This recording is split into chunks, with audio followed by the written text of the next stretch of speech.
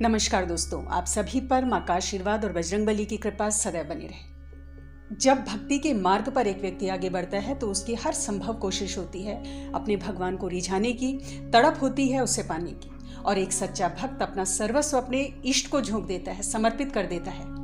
तो ऐसा नहीं है कि भक्त ही आतुर होता है भगवान के लिए। जब भक्त की भक्ति बहुत गहरी हो जाती है तो स्वयं भगवान भी भक्त को कुछ संकेतों के द्वारा अपनी प्रसन्नता, अपनी कृपा उस तक पहुंचाते हैं और कहते हैं कि तुम्हारी भक्ति सफल हुई। ये एक भक्त के जीवन की सबसे अमूल्य निधि होती है, सबसे अनमोल पल होते हैं जब उसे इस प्रकार के संकेत मिलते हैं। तो आज इस वीडियो में हम जानेंगे कुछ ऐसे ही विशेष संकेतों के बारे में जो बताते हैं कि भक्त की भक्ति ईश्वर तक पहुंच गई है और एक भक्त और ईश्वर का मिलन हो गया है। तो सबसे पहला संकेत तो यह है कि जीवन में अद्भुत घटनाएं घटने लगती हैं जिन पर खुली आंखों से या कहीं तर्क की दृष्टि से विश्वास करना मुश्किल होता है। जब आप बहुत गहरे ध्यान में होते हैं और विशेषकर जब आप हनुमान जी, माँ काली या भैरव बाबा की पूजा में होती है तो ये आवाजें आपको बहुत तीव्रता से सुनाई देती हैं, क्योंकि दोस्तों ये कलयुग की जागृत शक्तियां हैं। तो इनकी पूजा के दौरान जब एक भक्त बहुत गहराई में चले जाता है अपनी साधना की तो उसे जो अनुभव होते हैं वो बहुत तीव्र होते हैं और कई बार भक्त डर भी जाते हैं। जैसे कई बार आपको लगेगा कि कोई दरवाजा खटखटा रहा है और लगातार दरवाजे के खटखटाने की आवाज़ आपको जब आएगी और इतनी स्पष्ट आपको आवाज़ सुनाई देगी कि आप आंखें खोलकर देखने के लिए मजबूर हो जाएंगे कि क्या वाकई ऐसा है, क्या वाकई कोई दरवाजा खटखटा रहा है। किसी की सांसों की तीव्र आवाज़ें, भारी आवाज़ें सांसों की आपको कानों में सुनाई दे सकती हैं। ऐसा आपको लग सकता है कि किसी ने आपको स्पर्श किया है, कोई आपके पास खड़ा है या आपके पास बैठा हुआ है या किसी के चलने की आहट आपको ध्यान में महसूस हो सकती है। तो ये जो अनुभव होते हैं ये इतने स्पष्ट होते हैं कि संदेह की कोई गुंजाइश ही नहीं होती और ये स्पष्ट संकेत है कि भगवान की कृपा, आपके इष्ट की कृपा आप पर बरस रही है। और ऐसी ही एक बहुत ही अद्भुत घटना के बारे में आपको बताना चाहूंगी दोस्तों, जो हमारे एक साधक भाई के संग हुई है, जो माँ काली के परम भक्त हैं और कई सालों से माँ की सेवा में है। जब वो माँ को भोग लगाते हैं तो कई बार ऐसा हुआ है कि जब भी उन्होंने माँ को कोई भोग लगाया और थोड़ी देर बाद जब वो थाली लेने गए हैं भोग की तो उन्होंने देखा है कि थाली में बिल्कुल भी प्रसाद नहीं है। जो भी भोजन उन्होंने माँ को अर्पित किया वो पूरा का पूरा भोजन उस थाली से गायब है। और जहाँ वो रहते हैं वो स्वयं अकेले ही रहते हैं, एक कमरा है और ये भी संभव नहीं कि उनका भोजन कोई और खा गया हो।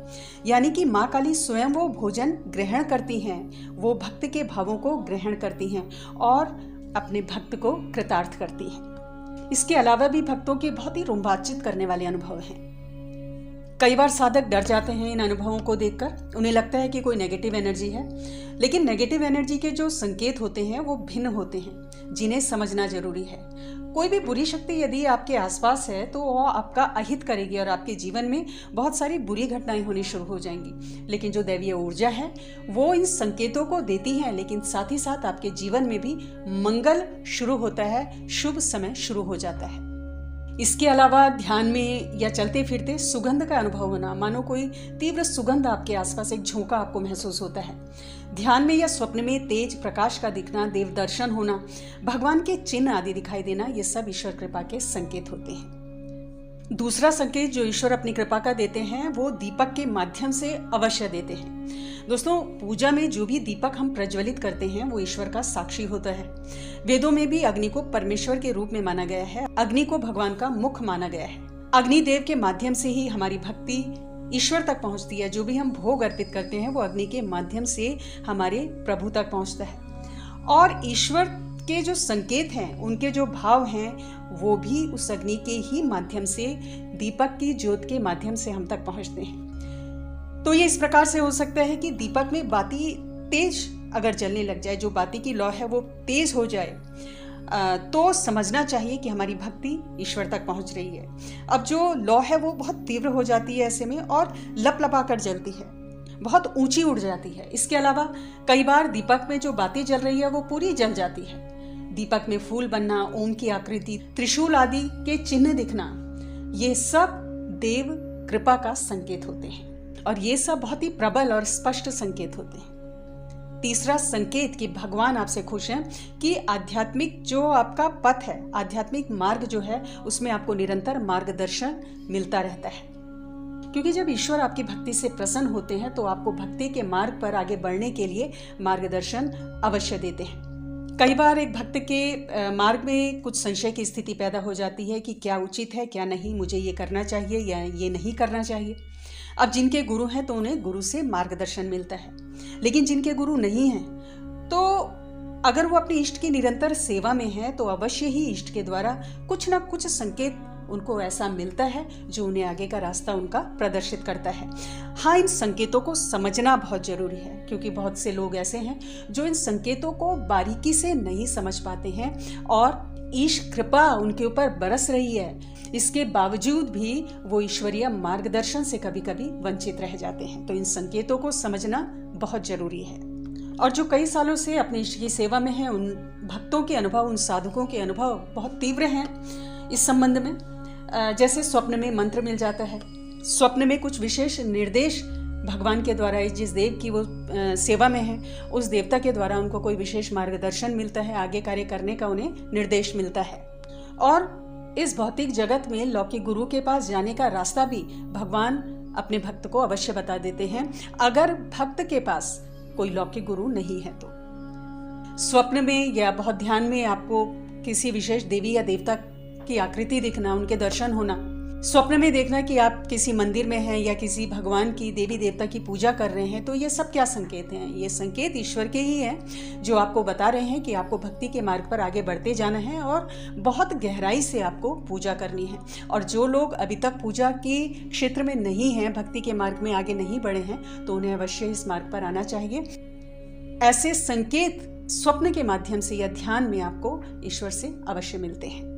एक बहुत बड़ा संकेत ईश्वरीय कृपा क्या है कि जब आप पे ईश्वर की कृपा होती है तो लोग आपकी तरफ आकर्षित होते हैं। आपके जो विरोधी भी हैं वो भी आपसे सहयोग करते हैं या आपके आगे चुप रहते हैं। ऐसे व्यक्ति का यश बढ़ता है और साथ ही कार्यों में भी सफलता होती है, बिगड़े हुए कार्य बनते हैं।